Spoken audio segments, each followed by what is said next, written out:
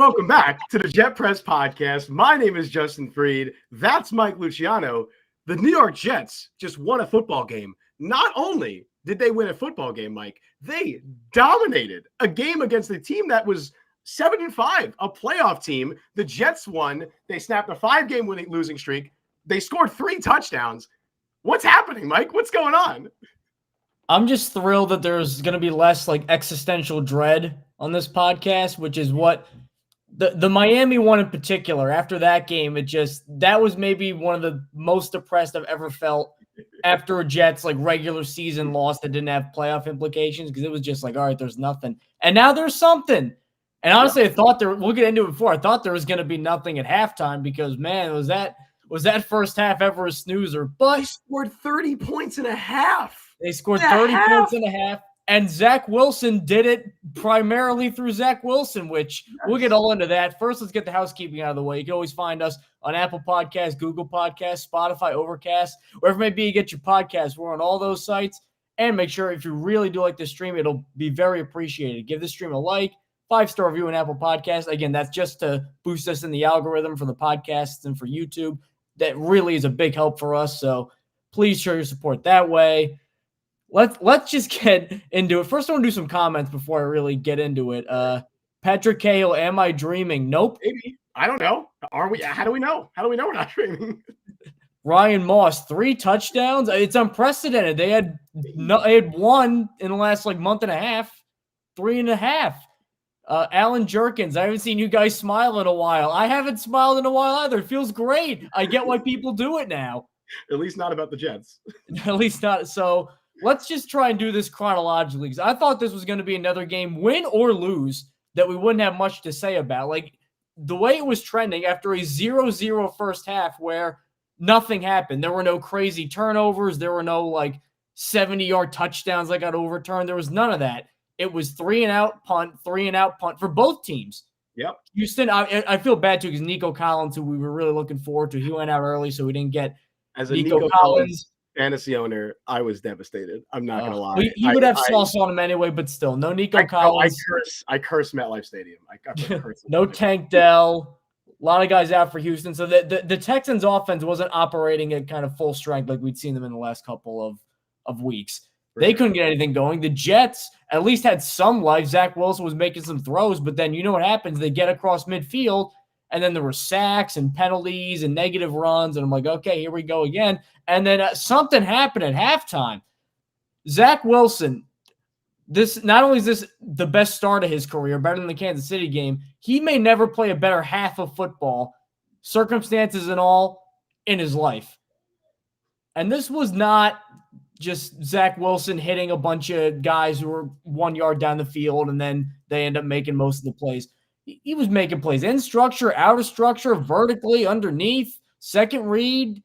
You couldn't ask for a better half. 301 yards and 2 touchdowns. Now, he had the fumble, but, I mean, Cindy Crawford had a birthmark too, so let's not be too hard here on Zach Wilson, which is weird coming from us, but I'm glad that this is how he responded, because he could have turtled. He could have done more Zach Wilson stuff, but you know what? He came out. You know what? I'm not going to change my opinion on the benching. They needed to at least try something different.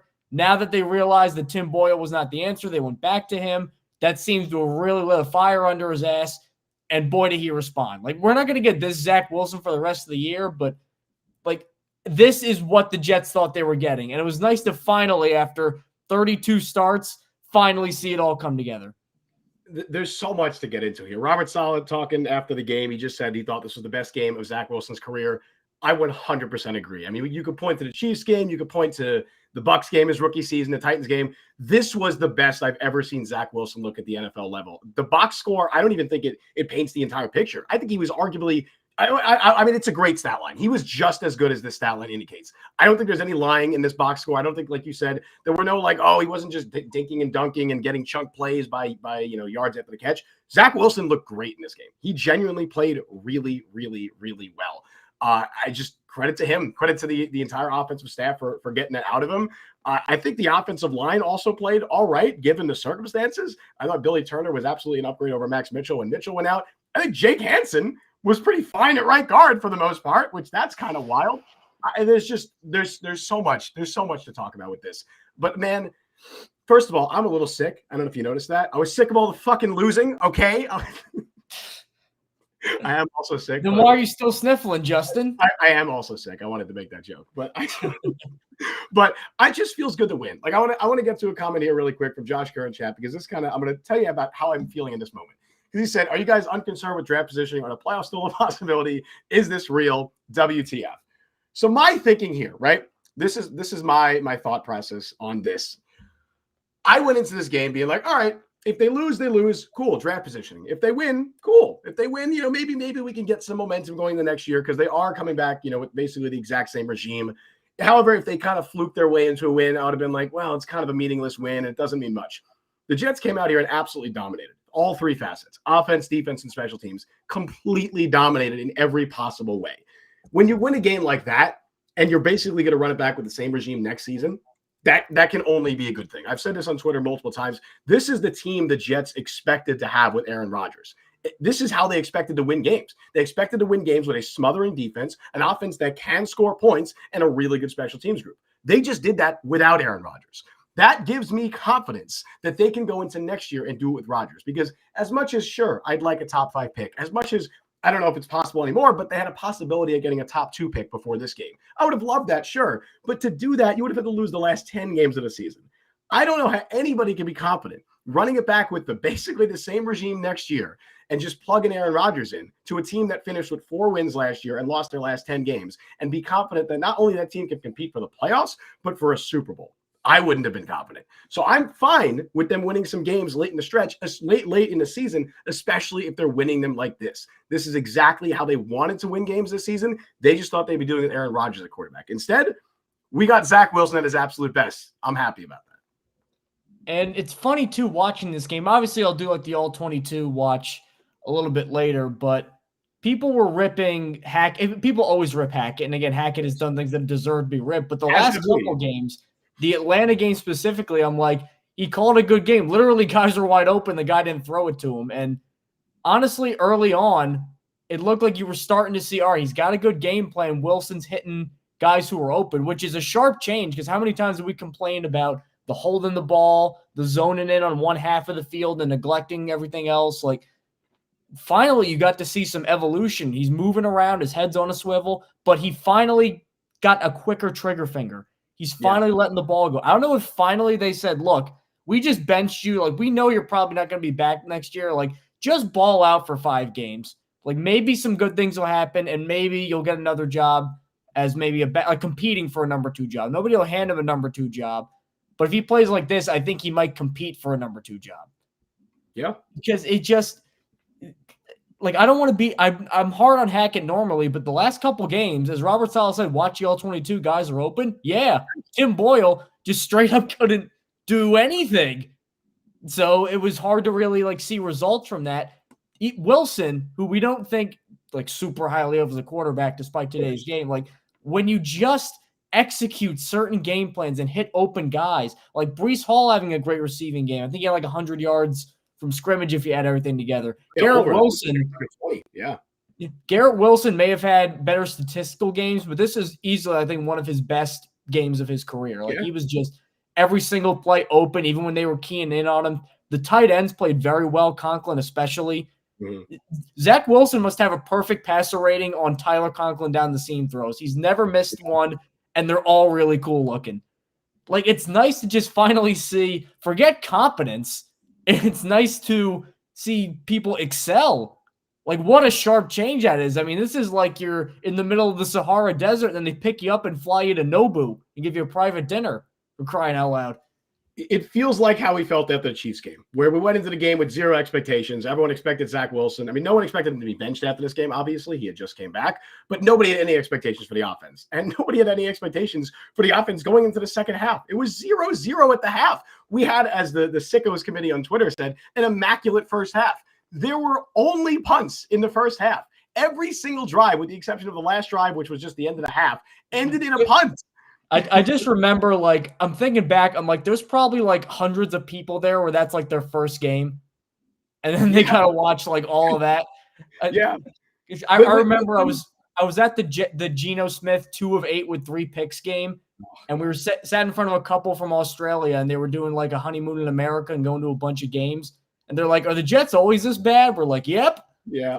So I just felt so bad watching that first half. I'm like, all right, this is going to be either way, no matter who wins, it'll be 10-3 or 13-6. Yeah. And here we are talking about 30 points. Dude, imagine at the halftime saying the final score of this game is going to be 30-6. I mean, no one. The Jets would be the ones scoring the 30 points, not CJ Stroud. The Jets would be the team to score 30 points. I mean, it's insane. Obviously, massive props to the defense. Shout out to the defense. We could talk more about Zach Wilson in a sec, but I do want somebody in chat said this. I said this on Twitter before. Where is it? Feel free to talk about Reed and Gardner all you want. Like, dude, I've said this on Twitter multiple times today. There is nothing more beautiful to me in the sport of football than perfect cornerback play. It is a thing of beauty when you just see perfect cornerback play in a game. And it's just such a dream for me to have my favorite team, to have this team, the New York Jets, have Sauce Gardner, DJ Reed, and Michael Carter. It's just, we're seeing something truly special with these guys. And yeah, I don't think you can even put together an argument they're the best 3 in the league. There's no argument. Yeah, there's no argument. Against it, rather. Yeah, there's no argument against that. I mean, you can try the argument if the Cowboys were fully healthy. That's the only argument you can try to possibly make, and I think it'd still be wrong. But look, I fully understand Tank Dell's hurt. I know Nico Collins got hurt. It killed my fantasy team. I'm well aware. They had Robert Woods, Xavier Hutchinson, John Mechie, like Dalton Schultz is out. Like I'm well aware of what the Texans were working with on offense. I don't care. These guys are insane. Like Sauce Gardner, DJ Reed, Michael Carter II, they deserve so much praise. We are seeing something truly, truly special with them.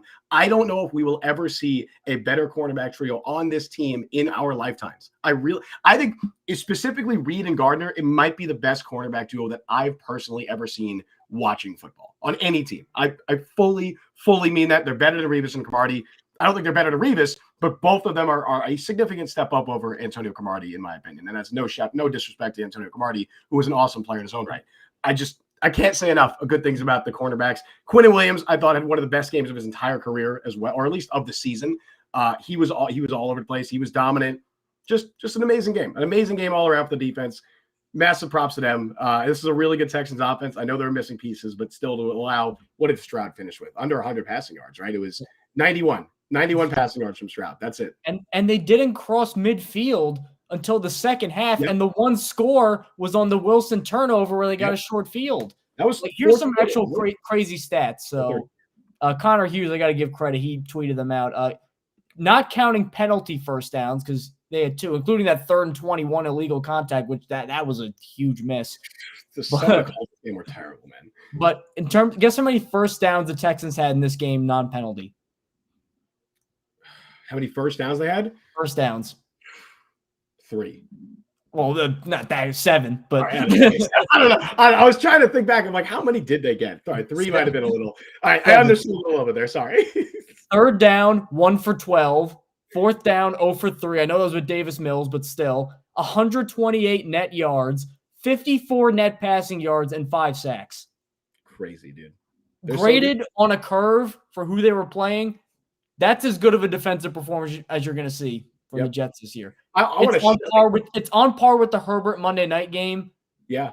Like and the Eagles game too, even though I feel like the Eagles game was a lot of Jalen Hurts like doing stupid turnover things. Like in terms of how they just clamped down on everything, you could not ask them to do any more than they did, which is why if Zach didn't go crazy and they lost 13-6 again, I don't know what we would have been doing on this show. We would have been I would have been apathetic, just like I have been the last few weeks. I would have expected it and been totally neutral about everything. I would have expected it. I would not have been. That would have gone, if they played like this, that would have gone beyond the pale. Here's the thing. For as amazing as they were today, they've played like this before multiple times this season. This is just, we finally got to see what this defense can do with a good offensive performance. Like that. Well, they don't have to be as conservative as they normally are because they're worried about one big play ruining everything. Now they can finally pin their ears back and attack. And look what happened. I know Stroud didn't have the offensive line, but what has made him so good this year has been getting the ball out really quick and doing it downfield. For as good as he is, he couldn't do either in this game. I think their O-line was pretty healthy for the most part. I think they were missing a left guard, but for the most part, it was pretty healthy. Like George Fant played. He was questionable going into the week. He played. Their injuries were really in the skill position group, and obviously those were significant injuries. But they're playing a mostly healthy offensive line for the Texans. The Jets built this roster, and this was kind of what I was saying before. The Jets built this roster to play with leads. They built the defense to play with leads, because when the defense is at its best, when like you said, they can pin their ears back and just get after the quarterback and force teams to be aggressive against them. It's hard to do that when you're always trailing. That's what do you think the Jets are? What, like bottom 5 in total rushing yards allowed this season or whatever, bottom 10? Because teams are just always in the lead. Like they're just pounding the rock against them. They built this defense to play with the lead. They just haven't been able to do that a lot this season. And now this week, we finally saw that happen in the second half. We saw this defense at their best, arguably. I mean, honestly, the only gripes I have is that they had like 3 dropped interceptions. Somebody got to teach these corners, for as amazing as they are, to catch interceptions, because, dude, every week they drop interceptions, and it's annoying. But this is the defense that they envisioned, and this is the defense that they envisioned playing with the offense that they envisioned, except it wasn't Aaron Rodgers the quarterback; it was Zach Wilson. I just looked up Zach Wilson's EPA per play, 0.08. That doesn't make any sense. They just said Zach Wilson had an average game by that stat. That can't be right. His expected QBR was 58. That can't be right. I don't know, man. Maybe they're penalizing him for guys getting open. I have no idea. Oh no, and the fumble. But oh yeah, they had to. And it's not a Zach Wilson start without one of those. Like, somebody got to teach this man to slide. He can't do it. He just doesn't know how to do it. But other than that, I mean, it was. I want to say as flawless of a game as Zach Wilson's had. There was a couple of plays in the first half where it seemed like he had an open receiver and he just kind of forced it into a position he shouldn't have. But like, other than that, there's not a lot to be complaining about. And you know what? Fine. It's better than the other way of hold the ball too long and either get sacked or check it down. At this point, yeah. Let's get to a couple comments because it's nice to finally do Victory Sunday comments instead of talking about firing Saleh and hiring Jim Harbaugh. It's finally nice to do that. RMO, Conklin made tremendous catches on a couple third downs. I feel bad for Conklin because I don't know if he's going to be in like the long-term plans, but I think he's a really good tight end, and he just got kind of the short end of the stick because of the whole quarterback situation, but he's very good. He's having the best year of his career. I know the stats won't necessarily show it. He's having the best year of his career.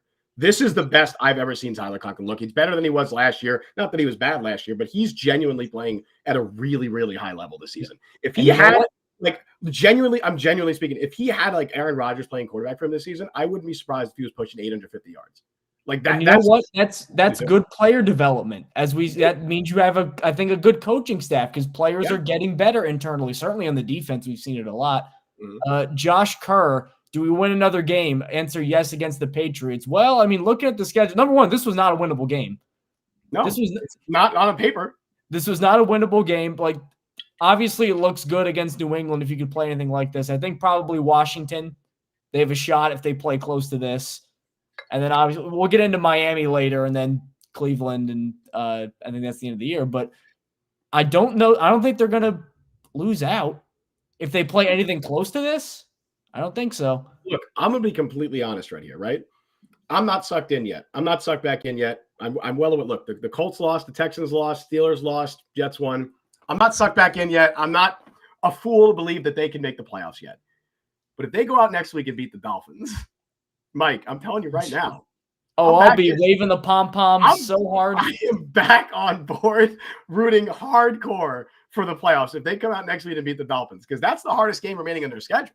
Is the Dolphins. I mean, after that, you got Washington, Cleveland, and New England. That's not a particularly challenging trio of games. The Browns with Joe Flacco at quarterback. Joe Flacco is just dicing up the Jaguars right now, so I don't know. This defensive line against Joe Flacco, he's going to be sacked like 8 times. I'm sorry. I'm not scared of Joe Flacco against his Jets defense. I am not. And I'm definitely not scared of Washington or New England. Like, absolutely not. So if they can somehow beat the Dolphins, I am absolutely not ruling out that they can potentially run the table. And I don't even know if that means Rodgers is coming back, or you could potentially do it with Zach Wilson. But if we get anything close to this level of performance from Zach Wilson in the offense, they absolutely have a shot to run the table. I'm not back in yet. I'm telling you right now, I'm making it very clear. I am not back in yet. You sound back in. If they beat the Dolphins next week, Mike, I am fully back in. Armo talking about the pass rush too. Huff and McDonald earning their paychecks because we actually had a lead. like the thing too, like obviously we know Bryce Huff is really good. We can get into the debate, not on this show, probably a little bit later in the year about bringing him back, getting a comp pick, kind of letting everybody like that. That's a debate for later. We know Huff's really good, but looking at Will McDonald, this is why I just couldn't kill the pick, because obviously it wasn't a position of a ton of need. And maybe it was a little bit of an overdraft because I think no one had him going 15, even if you had him going in the first round. But I just like this guy so much as a player. It's hard for me to really knock it. And again, if Robert Saleh has earned anything, he has earned the benefit of the doubt when it comes to who to put on his defensive line, because he can identify talent and he develops them, which shows that you know what you're doing in that area specifically. So Will McDonald, I think by the end of the year is going to be playing a lot more. And you know what? Even though he didn't have like the greatest statistical game, he did have 1 sack, but He did. I mean, you could see when he's on the field, like guys have to worry about him. He's a legitimate problem. Like if they just put some weight on him, I think by next year, maybe it's a little optimistic, he could be like a Bryce Huffy kind of guy where he's in that like 7-8 sack range, which that'd be a nice replacement for him. That's the exact role the Jets envisioned for Will McDonald when they drafted him. I said this back in April. They quite literally drafted him to be Bryce Huff's replacement. They expected him to play that Bryce Huff role. Bryce Huff got better, and he's playing a role that they didn't even expect Bryce Huff to play, because he's playing on like first and second down as well, which is not what they envisioned for Huff going into the year.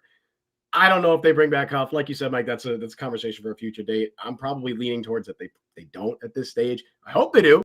I do hope they do, but like I agree with you with Will McDonald. I do think he's going to be a good player, even if I don't agree with the pick. And I still, unless he becomes like TJ Watt, I probably won't agree with the pick, just because I thought that there were definitely better moves they could have made at the time. But I do think he's going to be a good player, and we're starting to see those flashes. I could definitely see a Jermaine Johnson like leap for him next season. I do want to get to a comment here from Alan in chat about more about Zach Wilson.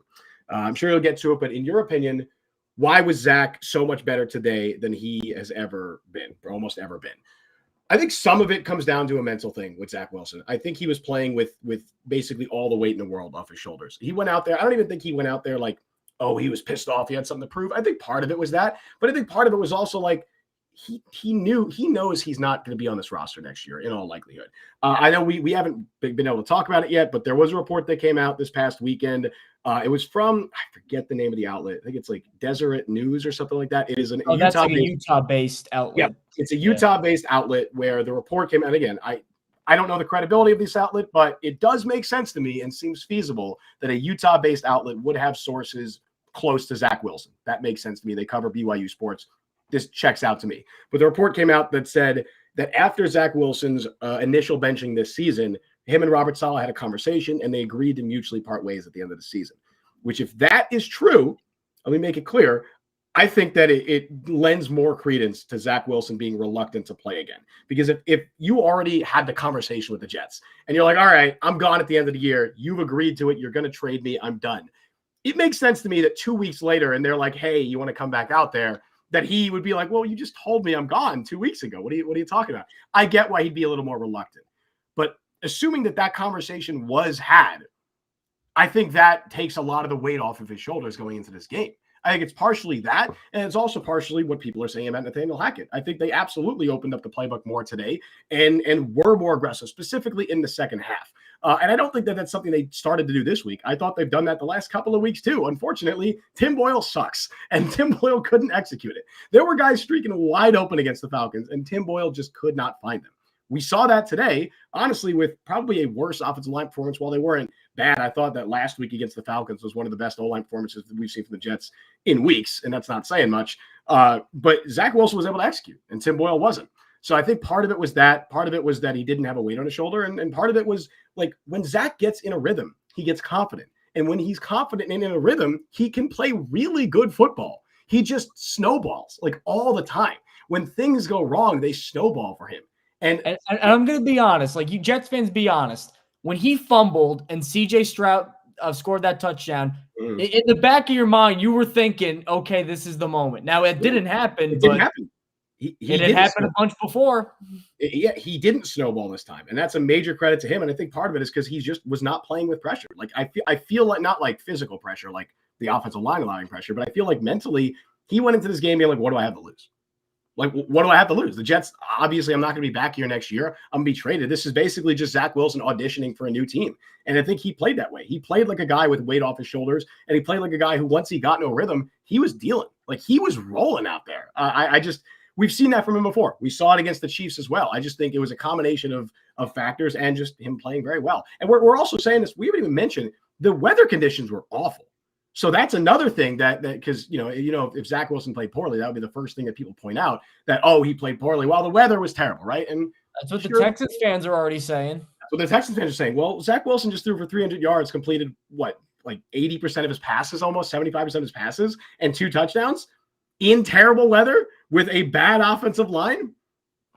I don't know, man. Like, I think it's a combination of factors for Zach Wilson, and I'm very happy he did it. I still don't think he's on the roster next year, but much like with Sam Darnold, I will be rooting for him. I want to see him succeed in the NFL. It would hurt, obviously, to see him succeed with another team. But for the Jets, this is a good thing, because this means that if he continues to play well, that trade value is going up. And maybe you can get another Carolina Panthers situation where a team comes and says, you know what, I'll take him for a second, and maybe he can compete for a starting job next year. I wouldn't rule that out if he plays well. Criticized Joe Douglas a lot. If he gets a second for Zach Wilson, who knows? I mean, all right. We need to have almost 2 GMs then. Joe Douglas for trade negotiations and then another guy for everything else. Because if that happens, man, he must just be the smoothest cat ever to get that. But I want to get to a comment from a guy with a very good username, all gas, no Gase, which is a fantastic Jets team nickname. Why can't he be on the team if he plays well down the stretch? Will we be so stupid to let a young guy go if he's playing well?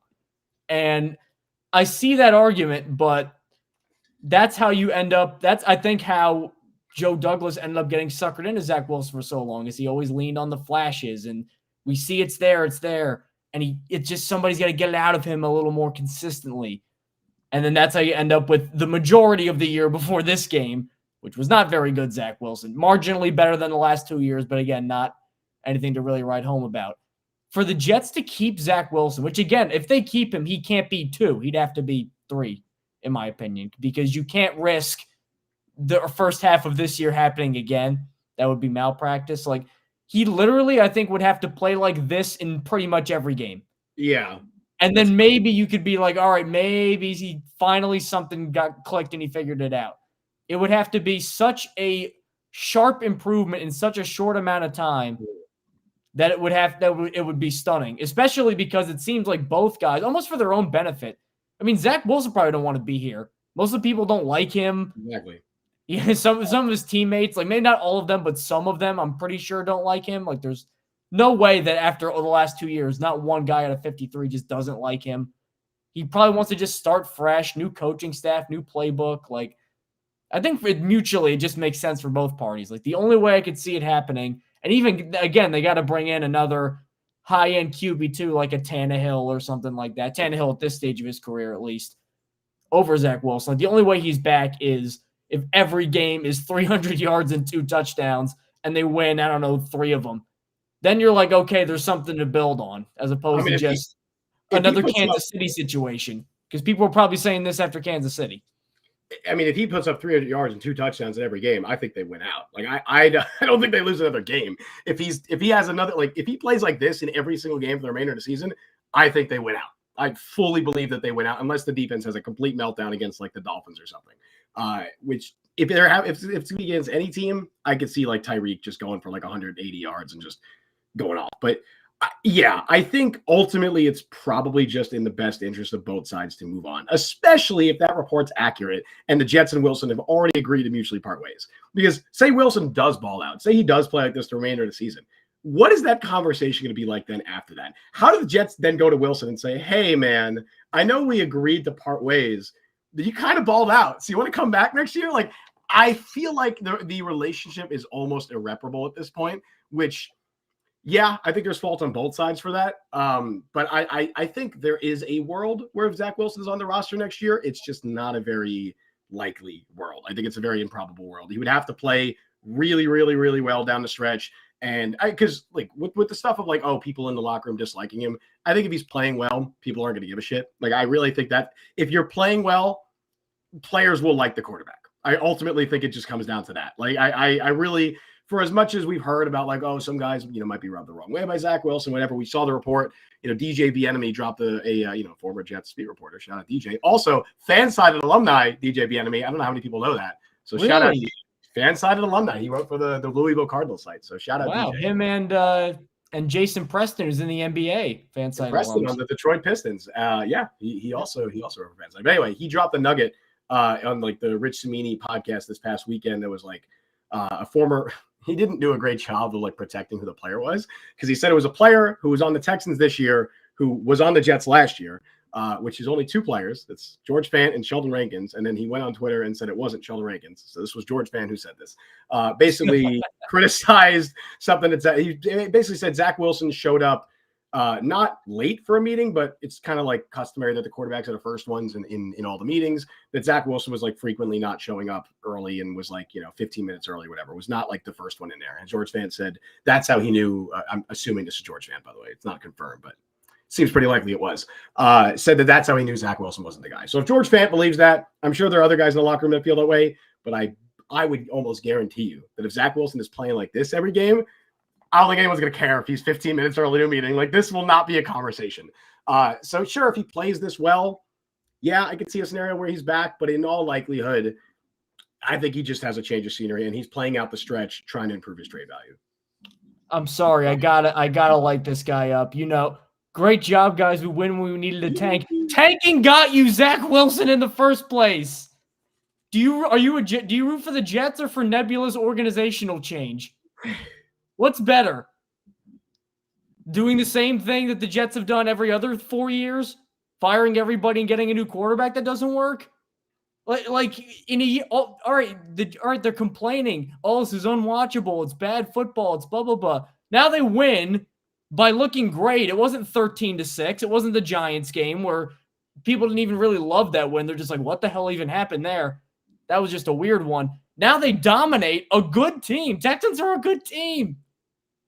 And then it's, we needed a tank. It's like, can you guys be happy for a second, please? Look, do you want to be miserable or what? I never want to police fandom. So like, if people want to root for the team to lose, they can root for them to lose. If they want to root for them to win, go for it, man. I feel like in this scenario, it's hard to be upset about this game. Like, it's really hard. I'm not going to lie. Going into this game, I preferred a loss. Like, I was like preferring a loss because I just expected if they won the game, it was going to be some stupid, shitty way that they've won their other games this year where it's complete luck. The defense balls out and their offense somehow lucks into points, either with a safety or a pick six or something like that. If they won like that, we would not be this happy on the show. If the Jets won this game 13-10 and they required like I guess a safety would be weird in that situation. I guess it's possible. A safety and a defensive touchdown to make that happen. If that's how they won, I wouldn't be particularly happy. I'd be like, cool, they won. Cool, that's fine. But this is different. Like, again, as I said before on the show, you are running it back with the same regime next year. You're running it back with basically the same roster as well. You're going to make some changes, obviously, but it's going to be mostly the same core. And then you're just kind of going to plug Aaron Rodgers into the situation. You want to win games later in the year because you want to show that it can work. This is the formula that the Jets expected to win games with this year, and they did it without Aaron Rodgers. That gives me confidence that they could do it next year with Aaron Rodgers at quarterback. It's as simple as that. So I'm happy that they won. Sure, it would be nice to have a top 2 pick. It'd be nice to have a top 5 pick. But honestly, this is probably more important, showing that it can work going into next year, specifically with someone like Nathaniel Hackett, who we've been very hard on in the past. I thought he called a good game today, as we talked about. I thought he's called a couple of good games in a row now. And so that's encouraging. And I want to see more of that as the final stretch of the season is played out. It's just funny how the dialogue on Hackett has changed. Like, we both don't still think very highly of Hackett. Oh, yeah, no, agreed. We think he's very stubborn in a lot of ways, but, like, the idea that he's suddenly, like, you notice how there's no play calling and there's no offensive line things? Like, the offensive line, I think, was better generally than it normally is. Now, the Texans have Will Anderson. Outside of that, I think their front four is still not amazing outside of Will Anderson, but it's amazing how just with marginal improvements and the quarterback throwing the ball to an open guy, which that's Hackett's job, is to get guys open. Now, all of a sudden, Hackett looks really good and Zach Wilson's really good. Yep. Like, it's pretty much – they're not operating, like, too differently from how they've operated. Maybe some tendency things are different. They're a little more risky, I think. They're a little more vertical than perhaps they were. But this is not like they were running a triple option and then started doing the air raid. Like, this is kind of similar. It's just there's slightly better execution in some key areas. This is an insane stat. Hold on. From Brian, our resident statistician in chat. The Jets today broke their tie with the New York Yankees with their 10th 10-plus point performance in the year 2023. The New York Mets still lead the Jets with 14 10-plus point performances this year. That is a hilarious stat. Cool. Well, at least in baseball, there's more chances to get that There's a many. lot more games. They've played a lot more games this year, but it's still a really funny stat to look at. Shout out the Mets. Good for the Mets. I grew up a Mets fan. I'm not particularly Shout out the Yankees. They just got Juan Soto. Well, the Mets still lead the Jets. That's why I was shouting out the Mets. The Jets are tied with the Yankees. All right. I'm not a Yankees fan, so I'm not. Shout out the Yankees fans. They got Juan Soto. Good for you guys. All right, cool. I'm not a Yankees fan. So. Yeah, the Giants only have 8. So there you go. The Giants are the worst offense in football. There you go. It's I guess not even New England after the Zap man Bailey Zappi going nuts on Thursday night against the Steelers. What a week for marginal backup quarterbacks. Zappi, Flacco, Zach Wilson. What a week for those guys. What a funny statement. Jake Browning. Well, he got hurt, but he had cramps. He came back. He came back in. But yeah, what a week for those guys, man. They are just been balling out lately. And this is what we just wanted to see competent backup quarterback play. And this was it. This was more than that, even. Much more than it. Much more than competent backup quarterback play. This was great. This was great, man. Now, I know I just read Chris the Riot Act for being negative after such a game, but if you'll allow me to indulge in some negativity, I'm as happy as I am about this game. Now I'm even more mad about Chargers, Raiders, Falcons, Patriots, because now I know he can do it. Like games like that. This was not playing the Jaguars the year they got Trevor Lawrence, or like a team just playing out the string. Even Carolina right now. The Texans were fighting for a playoff spot, and they still are. And Zach just beat the stuffing out of them. Yeah. Why? So I know he can do it, and he did it for Kansas City. Why couldn't he do it against the Raiders or the Chargers? It reinforces the belief that football is just an ultimate domino effect. When a couple of things go right, everything starts to go right. When a couple of things go wrong, everything starts to go wrong. All it takes is you just to get into a little bit of a rhythm with Zach Wilson playing well. Garrett Wilson played well. He was getting open. Nathaniel Hackett was pressing the right buttons in the second half. Also, we haven't talked about him yet. We're 38 minutes in. Breece Hall had one of the best games he's had in a long time. I mean, he's taken a lot of shit these last few weeks. Breece Hall looked really, really, really good today. Like he was all the way back. This is probably the best game he's had since that Broncos game where he had 177 rushing yards or whatever. He finished with, let me see, it was 10 carries, 40 yards. That's fine. He averaged 4.4 yards per carry on the ground. That's the best he's averaged, I think, since the Broncos game. Also, 8 catches, 86 yards, and of course the touchdown. This was the best he's looked in a long time, and that's good because Dalvin Cook he didn't do anything. I know he left with the shoulder injury. He came back, but he had 7 carries, 13 yards on the ground. I mean, this was all Breece. The entire production from the Jets running backs in this game was Breece Hall. Dalvin Cook, 8 total touches, 8 total scrimmage yards. You know what? I'll give him this because Breece was struggling lately, and actually the last couple games Cook was okay. Yeah. Cook did, excuse me. At least they tried something different. They did. Like for all the criticisms of this offense, like we thought they were too stubborn early on. Like lately, I'll give them credit. They are changing some stuff. They've changed a lot. They benched everybody who's need to be benched. They cut players. They did a whole philosophy change in terms of going from very conservative to a little bit more aggressive in this game. Like it hasn't worked outside of this game, but like I'll give them credit. Like trying and failing is better than not trying, in my opinion. I agree. At least they're trying to switch it up. They have, and that's why if we're going to talk about the whole court, like because there's going to be so many people taking victory laps after the Zach Wilson performance. And look, do I admit I'm wrong? Do I do that, Mike? Do I say that I'm wrong? No. Here's what I'm going to say.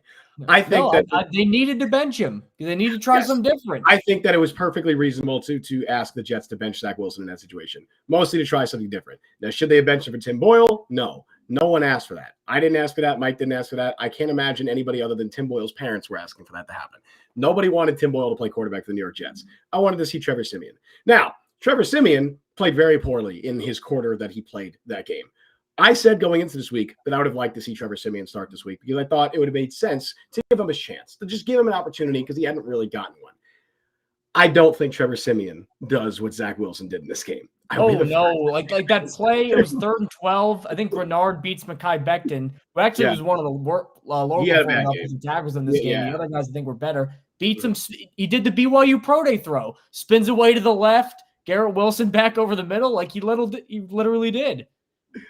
Yeah, I don't think that Trevor Siemian does what Zach Wilson did in this game. Now, do I stand by? I thought that Trevor Siemian should have been given an opportunity. Yeah, I do, but I thought that he should have been given an opportunity instead of Tim Boyle. Now moving forward, I don't think I foresee a scenario where I will say that the Jets should bench Zach Wilson. I don't care if Zach Wilson throws 4 picks next game. I'm probably going to be like, look, Zach Wilson still does give them the best chance to win, because I don't think the highs of what Zach Wilson has shown are going to be what Trevor Siemian can provide at this stage. And I don't think they're going to be what Brett Rippon can provide either. And I think we also kind of said that at points too. Like, it's not like we were like, yeah, Zach Wilson's clearly the worst option. I never said that. I said, give the other guys a chance, give Siemian a shot to see what he can do. That's all I had said. And I'd also made it clear that I think that Zach Wilson does have the highest upside. And actually, this was a few weeks ago, we were probably talking about this, because there was a report that came out why the Jets were sticking with Wilson as long as they were. This was before they benched him. And the report that came out said that they were sticking with Wilson because they believe he has the highest upside. And my biggest gripe when that report came out was that I agreed with that sentiment, but I disagreed with the way that they were actually utilizing him, because they weren't using Zach Wilson as a high upside quarterback. They were pigeonholing him into a game manager. They were very scared. They were playing really scared as an overall organization, not just on offense. The entire organizational approach was conservative and scared. They've kind of gone away from that in the last few weeks. They went away with that, honestly, once they benched Wilson. I think they stopped playing scared on offense, even with Tim Boyle. Unfortunately, Boyle just couldn't execute it. So part of it I do think is that. And I understand the sentiment for wanting to take a victory lap here. And look, I agree moving forward, Zach Wilson's probably the best option. I won't apologize for saying that they should have benched him and that it was the right decision to bench him. But I think it was definitely the wrong decision to bench him for Tim Boyle. That was stupid. Remember what we said when they were considering benching, I think the week before? If they're terrible, them being Tim Boyle, Trevor Siemian, we'll be the first to get on here and say, boy, they were terrible. But they weren't trying or looking like they were going to try, and that's what pissed us off. Yeah. At least they did it. It didn't work, but now you have clarity. Now you know. And then you went back to Zach, and what do you know? For at least one game, he executed the offense. Thomas Zog in chat, Zach plays well when facing highly touted opposing quarterbacks. Look how he played against Mahomes and Hurts, beat Rodgers last year, now Stroud today. I don't know if that's a Zach thing. I think for some reason, whenever they play these games where they look hopeless, because that's always what Zach Wilson does. Like right when you think things are hopeless, he kind of pulls something out of his ass and makes you believe again. For some reason, when they get in those situations, they go, we got nothing to lose. F it. Let's be a little more aggressive. That's what happened in Kansas City. That's why the offense played as well as they did. That's honestly, I think, kind of what happened in the Philadelphia game. They're a little more conservative there, but I think they had that mentality. I just think they should have that more often. They should have had that the entire year. Because they weren't going to win with Wilson running the Aaron Rodgers, be super efficient up here, get the ball where it needs to go off. And they were going to win by Wilson making some big plays. And if he turns the ball over, look how good this freaking defense is. They'll force a 3-and-out or get another turnover. That's what we were going nuts about. It's not like a Zach thing, like he's got this Baker Mayfield got a chip on my shoulder thing. Like it's not that. I think the Jets just kind of let them play a little more loose when they're going into the game as huge underdogs, which I just don't know why they didn't do that the entire year. It just seemed like they tensed up whenever they thought they could win the game, quote unquote. When the Jets play a high-powered offense, they feel the need that they need to score an offense as well. Whatever reason, they don't feel that need all the time. They should feel that need. Like they should not go into any game thinking, oh, we could just lean on our defense to carry us in this game. We don't need to score more than 20 points, which that was literally Robert Saleh's. Like he said that to Tony Dungy earlier this season when he was talking about which game was it? It was the Raiders game. He said, yeah, first to 20 is going to win this game. That can't be your mindset as a head coach. It cannot be your mindset as a head coach. And that is the biggest reason that I think that I don't know if the biggest reason, but I think it's the biggest issue I've had with their entire coaching approach this season. They're way too conservative. But like you said, Mike, when they're playing a team like the Chiefs or a team like the Texans, even though they're missing a lot of pieces, it's still a really good offense. They go into the game thinking they have to score. So their entire approach on offense is different. And we saw it this game. And you know what? That gives me some semblance of hope for the Jets game against the Dolphins next week. Look at that segue. You stole my transition. We were doing the transition. That was fun. We're doing the transition at the same time. Yes, I think that gives me some hope going into that Dolphins game, because they're going to go into that game knowing, hey, we need to score points. The other team has Tua, Tyreek Hill, Jalen Waddle. This is one of the most high-powered offenses the NFL's seen. Raheem Mostert have like 17 touchdowns this year or something crazy? He's ball. I also think Raheem Mostert is a very underrated player, even outside of like the scheme. Has been his whole career. Yeah, he's a very good player. Devon Achane is going to be playing. He's back. Obviously, we've seen what he can do this season. This is a high-powered offense, and I think the Jets are going to go in potentially trying to score points, which that's like they have not done that in every game this year. They have not gone into every single game thinking, oh man, we need to score 20 plus points to win this game. So I think maybe, just maybe, that gives me some semblance of hope. And as Steven says in chat, it's the hope that kills you. Yes, it is. I fully acknowledge that. And I want to make it clear, I'm still not back in. I'm convincing myself at this point. I'm not back in yet, but it gives me some semblance of hope that they can go into that Dolphins game with an aggressive offensive game plan. And maybe, just maybe, they can score 20, maybe even 30 points again. Who knows? Well, the fun thing about this game is, unlike the Tim Boyle Black Friday game, like you can actually analyze it like a game. It wasn't just laughing at Tim Boyle. Will he get the ball over midfield? And then he didn't. He tried a Hail Mary, and we remember what happened there. But I still can't believe that happened. But like in this game, the thing that I'm worried about, other than the super mega Death Star offense that's going to come when you play Miami, is what we always gave Zach Wilson credit for, especially compared to the other quarterbacks, was he found Garrett Wilson all the time. Like even sometimes if he had to force a little bit, like he defaults to find Garrett Wilson more than the other guys did. Well, now Jalen Ramsey's coming to town. And Jalen Ramsey, reports of his demise have been greatly exaggerated. He's still one of the best cornerbacks in the league. I think he had like a 0.0 passer rating when targeted his first couple weeks back. Yeah. And you could see his impact on this defense, because Miami went from kind of below averagey, high 20s in a lot of areas to teens in a lot of areas. Like they're legitimately playing really good ball. And then now Tua and the offense, probably they aren't as tight, because they know they don't have to score 40 points every game to win against good teams. So this game is going to depend. We'll get into this more on our weekday show. This is going to depend on Nathaniel Hackett being creative again. I know that sounds like a lot of trust to put Nathaniel Hackett, and believe me, I'm aware of that. I don't like doing it myself, but he's got to have some way to get a secondary option more involved. Maybe it's Breece Hall in the receiving game. Maybe they just go crazy and demand to pound the rock early on to try to just have Breece carry him on the ground. Maybe Tyler Conklin gets like 9 or 10 catches against a linebacker core that's beat up and I don't really love right now anyway. Like, people are also going to probably make fun of some of the Jets corners. They get beat on long plays. Like, this offense is insanely good. Like, they're going to score points. No matter how good your defense is, they're going to get some. Tyreek Hill is going to get a big play. There's no way he's just faster than everybody else in the league. So it's just minimizing that and finding somebody other than Garrett Wilson. Still going to him, but don't just – we were joking the other day, throw it to him 25 times. Like, against Jalen Ramsey, that's a little bit of a foolish game plan. I was trying to figure out what – I swear I'm not back in. I was trying to figure out what the Jets playoff odds have jumped to after this game, right? I swear I'm not back in. I think they're around 20% right now, if I'm seeing this correctly. And there's a chance. That seems really high. It is a chance. Well, I think it's 20% if the Broncos lose today. I think it's 20%. I don't know. I'm trying to find. As of right now, they're winning. So, well, damn. Either way, those odds will jump up a lot if they somehow beat the Dolphins. So this is an important game, obviously. Like you said, it's going to be incredibly tough to slow down this offense. It's one of the most high-powered offenses in the entire NFL, probably the most. As Brian said, it's 20% if they win out. Oh, that's what I mean. Oh, I'm sorry. I should have made that very clear. It's 20% if they win out. Hold on. Whoa. In my head, I said that. I didn't say that out loud. It's 20% if they win out. That's all right. That sounds more reasonable. It's 20% if the Jets win out. Thank you, Brian. Thank you, Mike, for correcting me. That is what I meant to say. It is 20% if the Jets win out. Which, hey, man, you're telling me there's a chance. That's all I'm saying. But, yeah, it's going to be really tough to stop this offense. Obviously, a few weeks ago, we saw they're already meet, and the Dolphins put up 34 points in that game. And I think the Dolphins offense the last couple of weeks, granted they played the Commanders this last week, has bounced back. They put up 45 points against the Commanders, but again, it's the Commanders.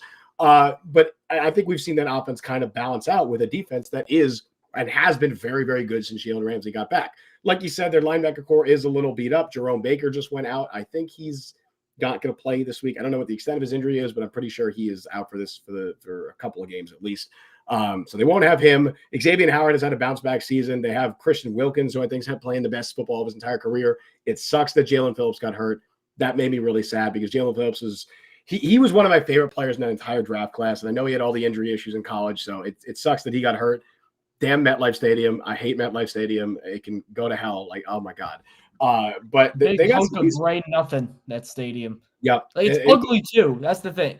It if is. the Rams Stadium had this turf, like if you want, because it's this giant gleaming mega palace.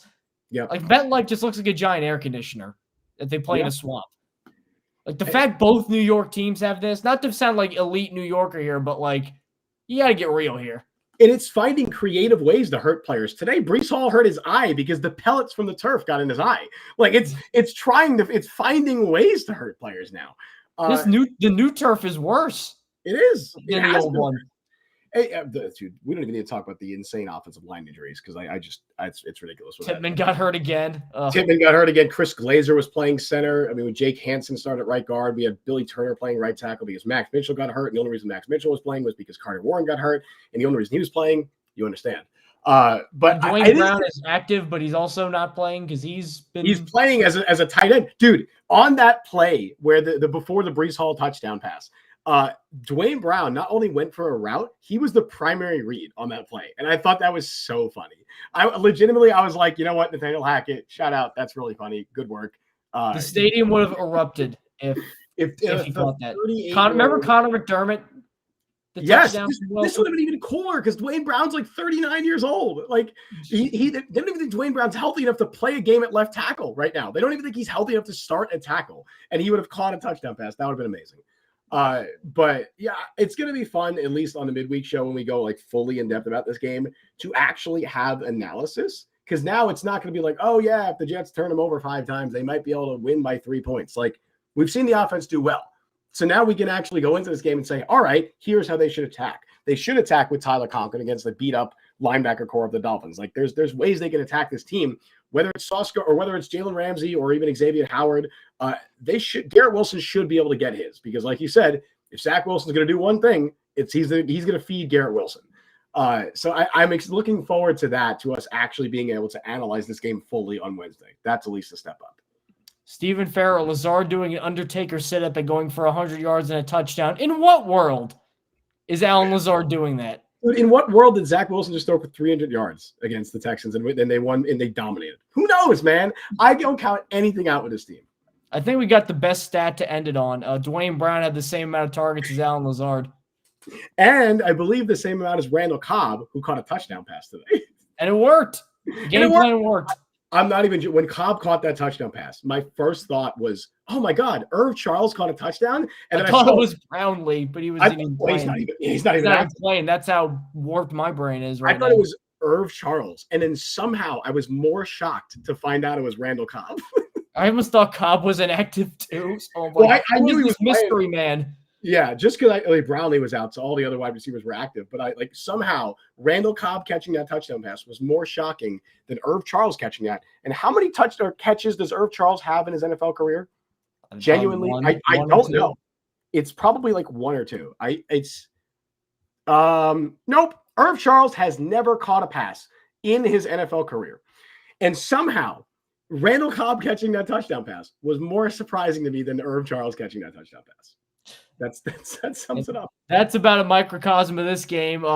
Thank you for joining us on the Jet Press podcast. It's nice to finally be positive and talk about not only wins, but dominant wins, for crying out loud, instead of shrieking like a banshee at the lack of offensive anything or complaining that they're wasting this defense. They did for most of the year, but not today.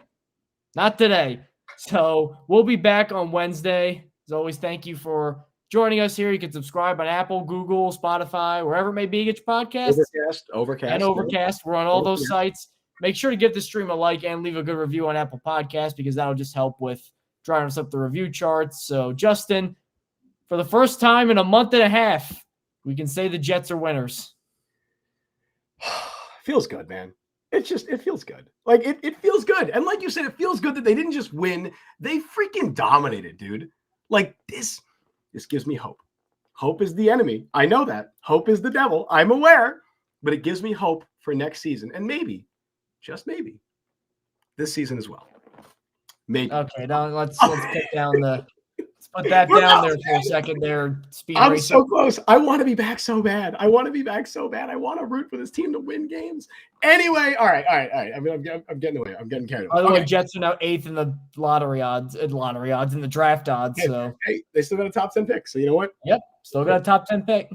That's fun. I'll be rooting against the Broncos and the Raiders and Titans. I guess I don't know Titans or no. We want the Titans to beat the Dolphins.